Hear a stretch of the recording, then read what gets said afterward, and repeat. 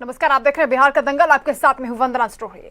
बिहार के गोपालगंज और चंपारण को जोड़ने वाले 70 घाट पुल के संपर्क पथ पर बना एक छोटा पुल पानी के अत्यधिक बहाव के चलते कट गया। तभी से बिहार की राजनीति गरमाई हुई है। एक तरफ विपक्षी आरजेडी और कांग्रेस इस मुद्दे पर नीतीश सरकार पर हमलावर हैं। तेजस्वी यादव ने पूछा है कि 264 करोड़ की लागत से बने पुल के ढहने से पहले ही जब ग्रामीणों ने आगाह किया था, फिर क्यों भ्रष्टाचारी सरकार की आंखें नहीं खुली? तो वहीं अब एनडीए की सहयोगी लोक जनशक्ति पार्टी ने भी आग में घी डालने का काम कर दिया है। एलजेपी ने इसे भ्रष्टाचार का उदाहरण बताते हुए दोषियों पर कार्रवाई की मांग की है। ऐसे में सवाल यह है कि करप्शन का डबल इंजन सरकार का जीरो टॉलरेंस का दावा क्या हवा हवाई है? अगर नहीं तो फिर 29 दिन में 264 करोड़ की लागत से बना ये पुल कैसे ढह गया? इन्हीं सवालों पर आज हम करेंगे चर्चा। उससे पहले आप देखिए खास रिपोर्ट।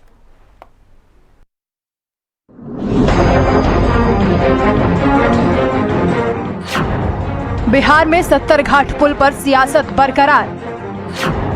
भ्रष्टाचार पर घिर गई सुशासन बाबू की सरकार। चिराग पासवान ने भी दिखाए आक्रामक तेवर। सरकार से पूछा किसने किया भ्रष्टाचारियों का फेवर। बिहार में गोपालगंज और चंपारण को जोड़ने वाली 70 घाट पुल के संपर्क पथ पर बना एक छोटा पुल पानी के अत्यधिक बहाव के चलते कट गया।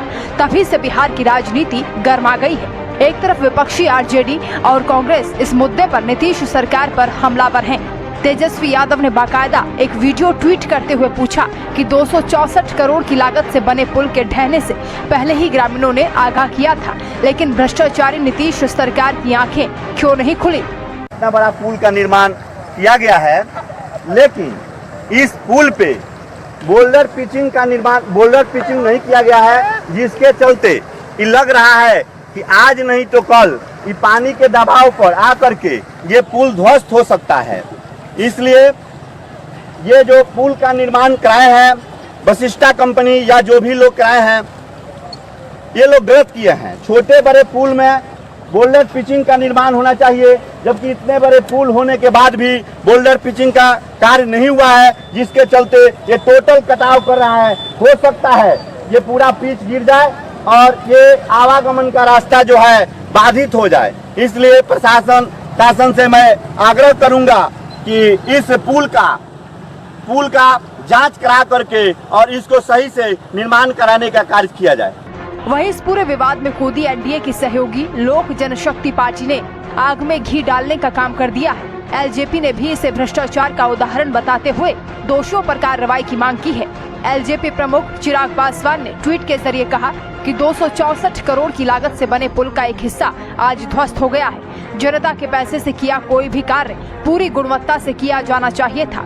इस तरह की घटनाएं जनता की नजर में जीरो करप्शन पर सवाल उठाती है। एलजेपी मांग करती है कि उच्च स्तरीय जांच कर जल्द ही दोषियों पर कड़ी कार्रवाई की जाए। 2012-13 से लगभग 8 साल में बनकर के तैयार हुआ था, उसका उद्घाटन किया था और उद्घाटन के बाद ठीक 29 दिन बाद ये पुल जो है ध्वस्त हो चुका है, टूट चुका है। और सवाल कई खड़े उठ रहे हैं कि ये 8 साल से ये पुल जो है ये बन रहा है और लगभग इस पे खर्चा जो आया है 264 करोड़ रुपए का खर्चा आया है और 8 साल लगे बनने में। और अभी कुछ दिन पहले ही माननीय मुख्यमंत्री जी ने, ठीक 30 दिन पहले माननीय मुख्यमंत्री जी ने इस पुल का जो है उद्घाटन किया। वही सत्तारूढ़ जनता दल यूनाइटेड और बीजेपी ये कहकर अपना बचाव कर रही है कि मुख्य 70 घाट पुल को कोई नुकसान नहीं पहुंचा है। राज्य सरकार ने इसे पूरी तरह गलत करार दिया है। पथ निर्माण विभाग ने 70 घाट पुल को सुरक्षित होने का दावा किया है। विभाग के अपर मुख्य सचिव अमृत लाल मीना ने कहा कि 70 घाट पुल के क्षतिग्रस्त होने की खबर झूठी है। पुल टूटने पर पीडब्ल्यूडी मंत्री का बेतुका बयान। आपदा में सड़कें और पुल टूट जाते हैं। वहीं पुल के टूटने पर राज्य की पीडब्ल्यूडी मंत्री नंद किशोर यादव ने बेतुका बयान देते हुए कहा कि ये प्राकृतिक आपदा की वजह से हुआ है, इसमें तो सड़कें और पुल टूट जाते हैं। मंत्री नंद किशोर ने कहा कि 70 घाट का पुल पूरी तरह सुरक्षित है। मुख्य 70 घाट पुल से 2 किलोमीटर दूर एक अप्रोच रोड है जो पानी के कटाव की वजह से बह गया है। ये प्राकृतिक आपदा है, इसमें तो सड़कें और पुल अक्सर बह जाते हैं। और उस अप्रोच में 3 माइनर ब्रिज है 18-18 मीटर का, तो मेन जो 70 घाट पुल है उससे 2 किलोमीटर दूर जो माइनर ब्रिज है उसका अप्रोच केवल पानी के तेज बहाव के कारण कटा है, कोई ध्वस्त नहीं हुआ है। पूरा 70 घाट पुल को कोई नुकसान नहीं हुआ है, किसी पुल को कोई नुकसान नहीं हुआ है। केवल उस माइनर ब्रिज के अप्रोच को पानी के तेज बहाव ने काट दिया है, इतनी बड़ी बात है। और पानी जब बढ़ता है तो ऐसी स्थितियां पैदा होती है। कुल मिलाकर सरकार भले ही 70 घाट का पुल बिल्कुल सुरक्षित बताकर विपक्ष के सवालों से लेकिन हकीकत ये है कि अब तो एनडीए के सहयोगी टूटने पर सरकार से सवाल, क्योंकि चुनाव नजदीक है। ऐसे में विपक्षी इस मुद्दे को किसी भी सूरत में हाथ से जाने नहीं देंगे। अब देखना होगा कि सरकार कब तक इस मामले पर जांच के बाद कार्रवाई करती है और विपक्षियों को कैसे जवाब देती है। Bureau report. चलिए चर्चा की शुरुआत करेंगे। तमाम खास मेहमान हमारे साथ जुड़ चुके हैं, परिचय आपसे करा दें। मिथिलेश तिवारी जी हमारे साथ जुड़े हैं, विधायक हैं भारतीय जनता पार्टी के, बहुत स्वागत है आपका। राजू तिवारी जी हमारे साथ मौजूद हैं, विधायक लोक जनशक्ति पार्टी के, आपका जी हमारे वक्ता है, आपका भी स्वागत है। अरुण कुमार जी हमारे साथ मौजूद हैं, पूर्व सांसद हैं सब लोग पार्टी के, आपका भी स्वागत। शुरुआत मिथिलेश जी आप ही से करूंगी। 264 करोड़ का पुल जो 8 साल में बनकर तैयार हुआ, मात्र 29 दिन तमाम विपक्षी घेर रही हैं, क्या आपको इसमें भ्रष्टाचार नजर नहीं?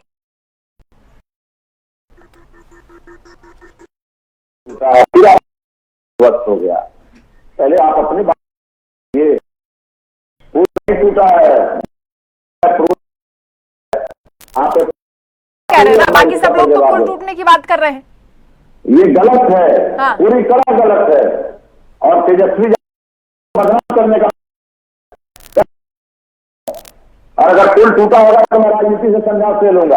ये मेरे विधानसभा क्षेत्र की घटना है और इसीलिए मैं बोल रहा हूं, पुल में न माइनर ब्रिज में न मेजर ब्रिज में किसी प्रकार का कोई नुकसान नहीं हुआ। और मैं फर्स्ट डे से कह रहा हूं कि जो माइनर ब्रिज का अप्रोच रोड है वो कटा है, पानी का तेज बहाव का इसके कारण कटा है, लेकिन उसमें इंजीनियर और संवेदक की लापरवाही भी सामने है, भ्रष्टाचार भी। और उस दिन सरकार पर दबाव बनाया है। मैंने विभागीय माननीय मंत्री नंदकिशोर यादव जी को पत्र भी लिखा है और 4 तारीख से विधानसभा का सत्र भी आउट है। मैं इसको सदन के फ्लोर पर भी उठाऊंगा।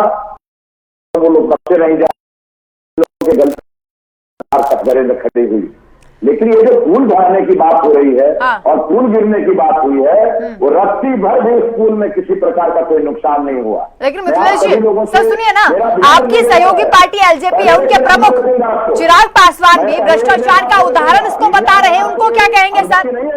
मिथिलेश जी सवाल सुनिए सर आप। पुल पूरी तरह, अरे मिथिलेश जी सवाल तो सुनिए सर आप।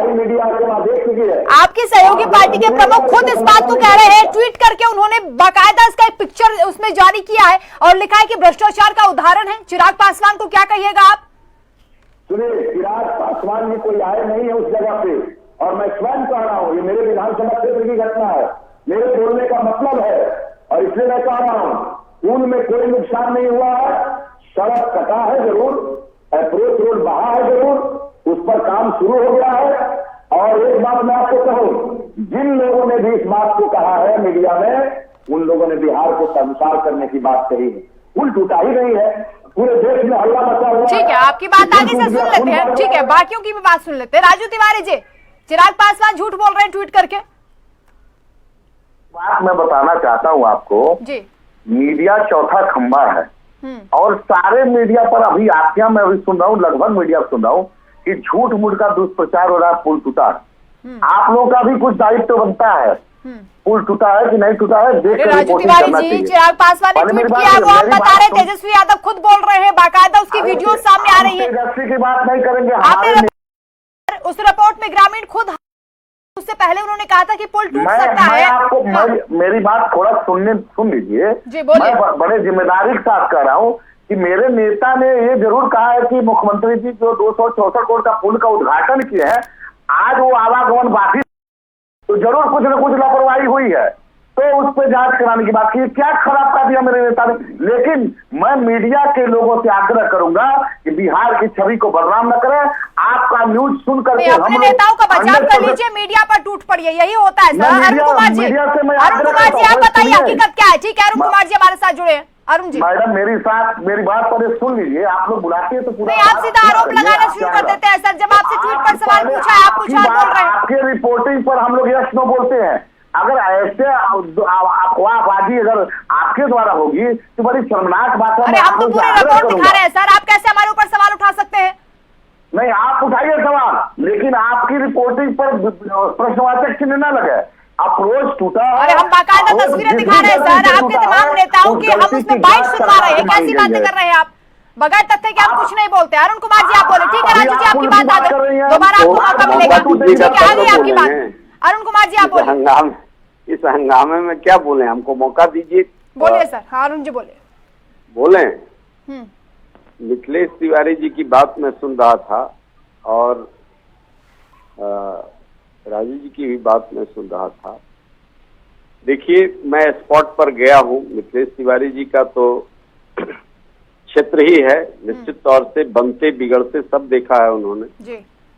जब पुल का निर्माण होता है तो उसके साथ अप्रोच रोड भी उसमें माना जाता है और उसमें टेक्निकल फैलेसी है। लेकिन ये सब बात अलग, आप नदी में पुल बना रहे हैं, उसका अप्रोच रोड बना रहे हैं, इसका विनाश हो जाए, बह जाए और इसको आपदा आप कह दीजिए। ये पुल जब भी बनता है, उसका अप्रोच रोड बनता है, तो किसी इंजीनियर से मिथिलेश भाई आप भी जरा राय ले लीजिए या जानकारी आपको होगी कि स्कैवरिंग निकाला जाए और उस नदी के पानी के प्रॉपर्टी से कोरिलेट होता है। और जो अभी पुल नया नया निर्माण हुआ है, दोनों साइड का अप्रोच रोड, एक साइड का नहीं, दोनों साइड का अप्रोच रोड बह गया और बह गया। इसका अंदाजा उसके पुअर क्वालिटी के बारे में वहां की आवाम को पता पहले से भी नोटिस में लाया है। लेकिन आपके मंत्री जब सर्टिफिकेट दे रहे हैं कि आपदा में, वहां आपका क्षेत्र है, मैं भी गया हूं कई बार और अभी 2 दिन पहले भी मैं गया था स्पॉट पर, जिस दिन आपके अमृतलाल मीणा जी वहां पहुंचे हुए थे। साहब, जब हम अप्रोच रोड बनाते हैं तो एप्रॉन लगता है। एप्रॉन जिसको आप बोल्डर पिचिंग कहते हैं, एक बोल्डर वहां नहीं है। या तो डिजाइन में फैलेसी है, डिजाइन का फॉल्ट है, या सीधा सीधा लूट है। तो भ्रष्टाचार इसमें है। इसमें सर्टिफिकेट दे रहे हैं मंत्री, इस बात का दुख है।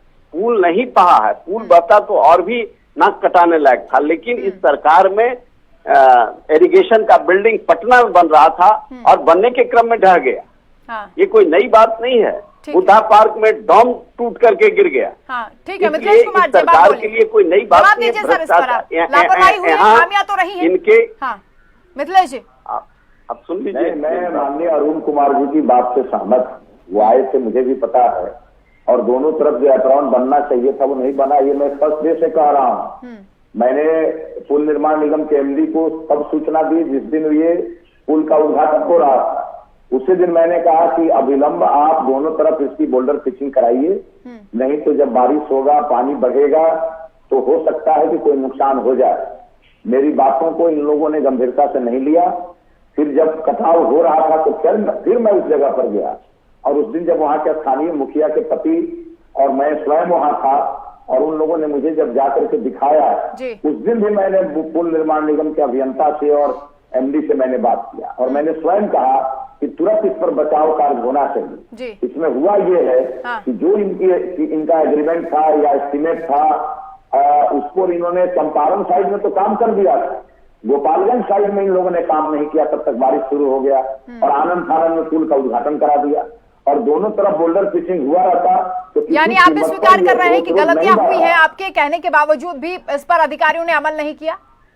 मेरी पूरी बात सुन लीजिए, जो आप सुनना चाहते हो मैं स्वयं सुनाना भी चाहता हूं। नहीं, जो आप बोल रहे हैं उसी को बोल रही हूँ मैं कह रहा हूं कि यदि समय रहते इसका बोल्डर पिचिंग हो गया रहता तो ये सड़क नहीं टूटती।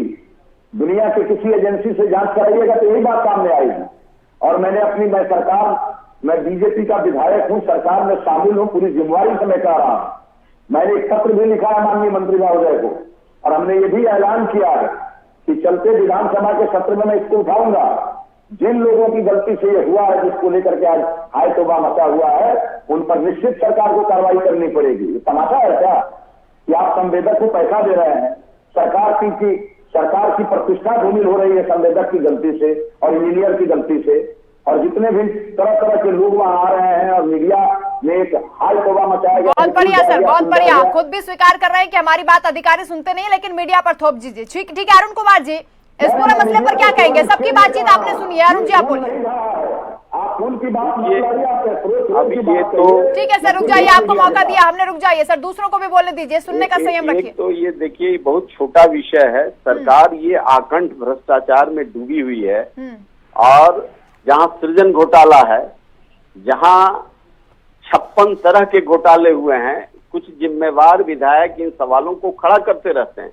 इनका सुनता कौन है? हाँ। मंत्री खुद सर्टिफिकेट दे रहे हैं कि इसमें जांच की जरूरत नहीं, ये आपदा है। महाराज, आपदा से बचने के लिए ही तो बनाया गया है, और इसमें 268 करोड़ रुपया क्या पानी की तरह बहाने के लिए बनाया गया है? ये गरीब आवाम के टैक्स का पैसा है। इन बेईमानों की एक श्रृंखला है। कुछ ईमानदार, हम गए थे स्पॉट पर, लोगों ने तिवारी जी के बारे में कहा कि बन रहा था, उस समय भी इन्होंने आपत्ति उठाई है। हाँ। और किसी भी छोटे ये कह रहे हैं ना, ये तो सरकार, इनकी लाचारी है, सरकार को प्रोटेक्ट करेंगे जी। हम ये कहते हैं, ये जब तक अब बात नहीं आएगी कि ईमानदार लोग सामने खुल करके आएंगे, हाँ। तो ये चोरों की जमात बिहार को तिल के लूट लेगा। अब इतना बड़ा, इतना प्रेस्टिजियस पूल है, हाँ। जिसमें एप्रॉन नहीं है। एप्रॉन छोटे छोटे पुल पुलिया में बनता है। बिल्कुल। ये उसके पेट में है, ये उसके पेट में सड़क है, और उसके लिए अभी पानी का, ये तो वहाँ के विधायक हैं, पानी का जो भयावह रूप होता है, कई बार हमने देखा है, अभी तो रूप ही नहीं आया। ये आपदा नहीं है, ये लूट है, सीधा सीधा लूट है। और इन लोगों ने सचमुच उठाया है। वहाँ के आवाम के लोगों ने भी कहा कि विधायक जी और कई जनप्रतिनिधियों ने इस सवाल को खड़ा किया है, लेकिन सरकार। ठीक है अरुण जी, काफी देर से अब अरुण हमारे साथ अभिषेक झा जी इंतजार कर रहे हैं। ठीक है, आप जानिए, मैंने कई बार कहा कि जीरो टेक्नोलॉजी है। आप तमिलनाडु से और आंध्र प्रदेश से, आपके सरकार में एक लॉबी है भ्रष्टाचार ब्यूरोक्रेट्स का, और वो एक चंचल जीव है, जो चंचल जीव सब कुछ चाहता है, उसी की चंचलता पर निर्भर करती है। ये सारे भ्रष्टाचारियों को देश से बटोर करके लाता है, और ये स्कैम बड़े पैमाने पर है। बिहार को नंगा करके इन लोगों ने लूटा है। ठीक है अभिषेक झा जी, अब आप बोलिए। इसलिए ठीक है अरुण जी, ठीक है, आपकी बात आगे सर, दोबारा आपको मौका मिलेगा। अभिषेक जी बहुत देर से इंतजार कर रहे हैं। अभिषेक जी बोलिए। रिक्वेस्ट लेटर है, उसी के आधार पर जांच कराएं। ठीक है अभिषेक जी, जांच नहीं कराएं। सत्ता पक्ष के लोगों के लिए इतना जरूर है कि जहाँ अरुण जी आगे आपका पॉइंट, अभिषेक जी को बोलने दीजिए। संभव ही ठीक नहीं है सर, संभव ही नहीं था। हाँ अभिषेक जी बोलिए। आप समझ जाइए कि सृजन घोटाला में 4 साल ये घोटाला चलता रहा, और उसको प्रोटेक्ट करता रहा यहाँ का।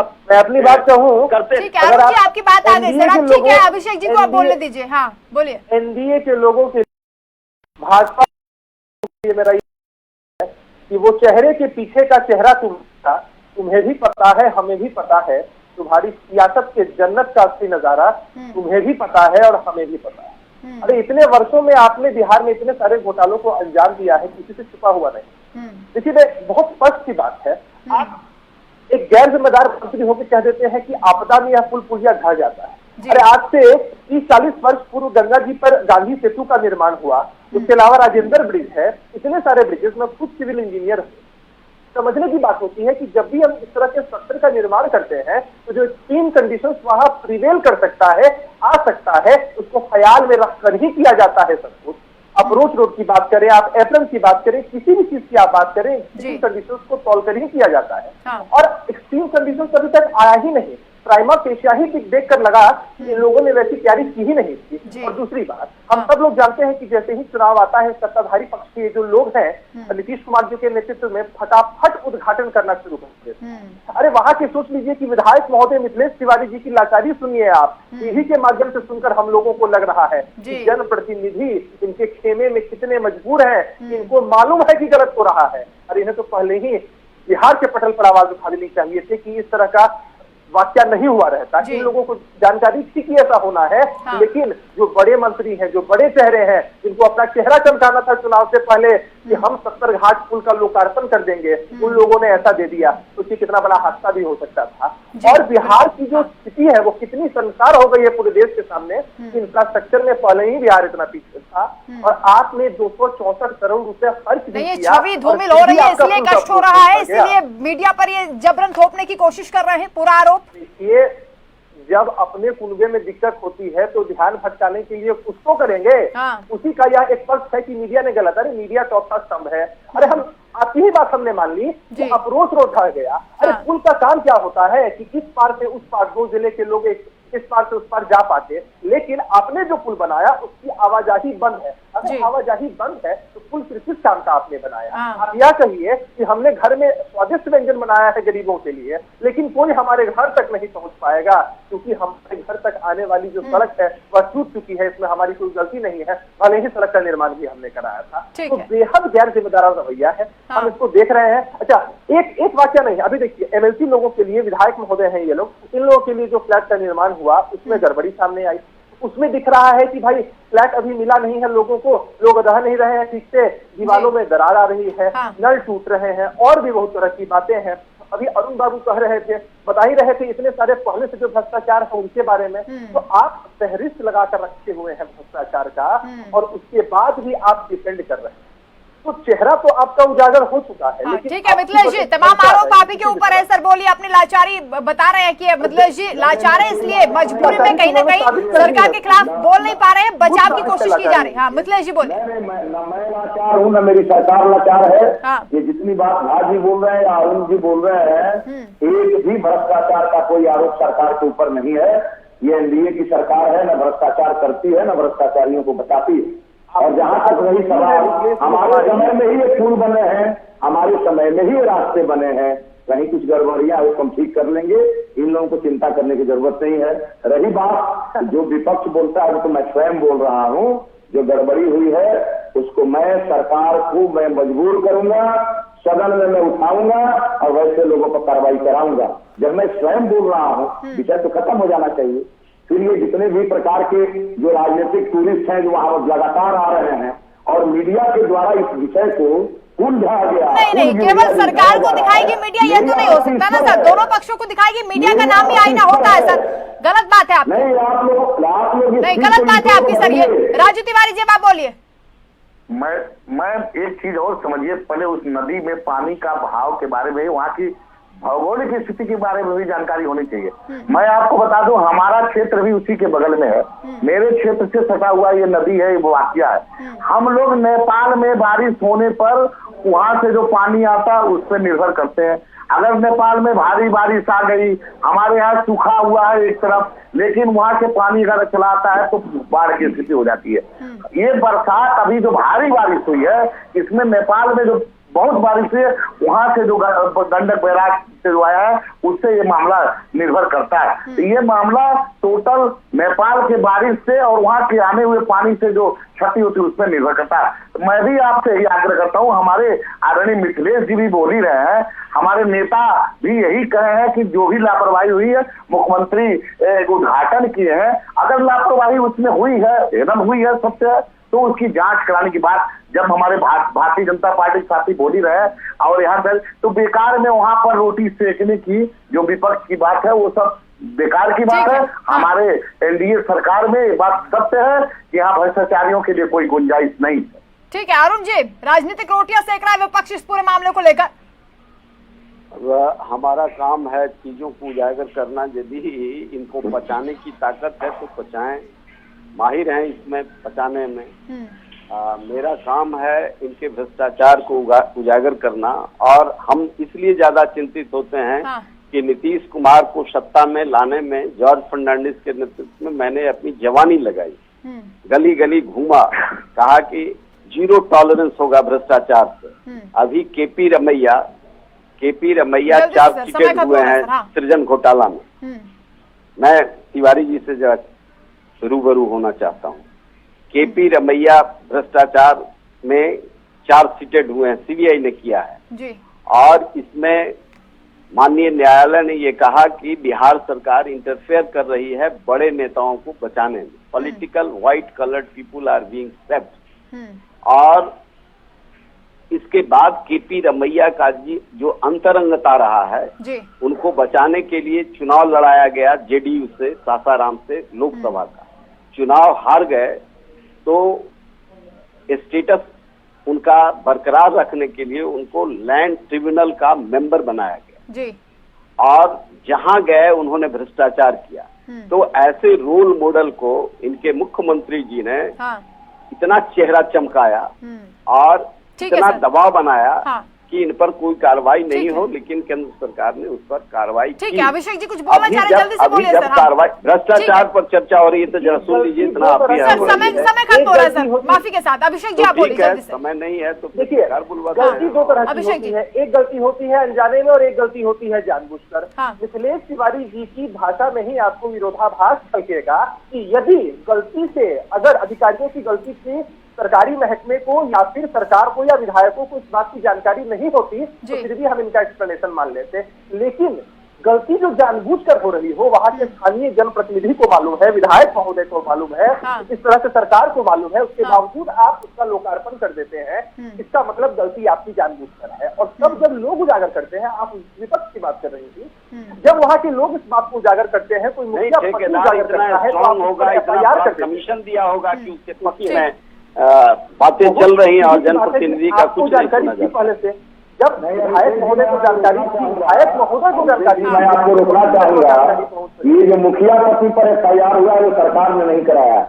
वो एक वहाँ का कोई लोकल ठेकेदार है जो काम कर रहा था, उससे मुखिया पति का झड़प हुआ और उसने जाके FIR कराया। इस FIR को सरकार, अरे ये सब स्मॉल फ्राई है, जो ठेकेदार इतना सभी का बहुत बहुत शुक्रिया हमारे साथ जुड़ने के लिए और अपनी राय रखने के लिए। कुल मिलाकर सरकार इस मुद्दे पर अपना बचाव कर रही है और कह रही है कि पूरी तरह से सत्तरघाट पुल सुरक्षित है, लेकिन खामियां भी स्वीकार की जा रही हैं और सरकार की तरफ से तमाम नुमाइंदे ये कह रहे हैं कि जांच इस मामले पर होगी, लेकिन विपक्ष को इस पर राजनीतिक रोटियां नहीं सेकनी चाहिए। जबकि विपक्ष ये कह रहा है कि जानबूझकर इस पूरे मामले पर लापरवाही बरती गई है, इसमें सख्त से सख्त कार्रवाई की मांग भी की जा रही है। अब ये तो आने वाला वक्त ही बताएगा कि इस पर सियासत कब तक चलती है और कब तक जांच के शिकंजे में जिम्मेदार लोग आते हैं। चर्चा में इतना ही, नमस्कार।